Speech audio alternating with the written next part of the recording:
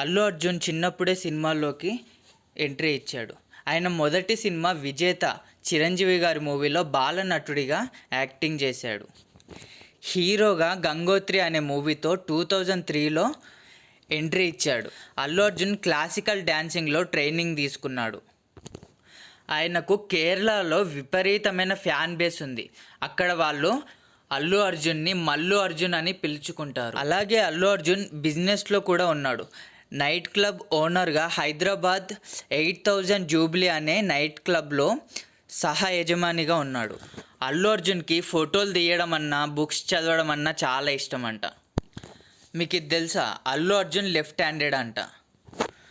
యూట్యూబ్లో రికార్డ్ అయినా Sarrainodu Hindi movie dub version 700 million views వచ్చాయి, రికార్డ్ సృష్టించింది.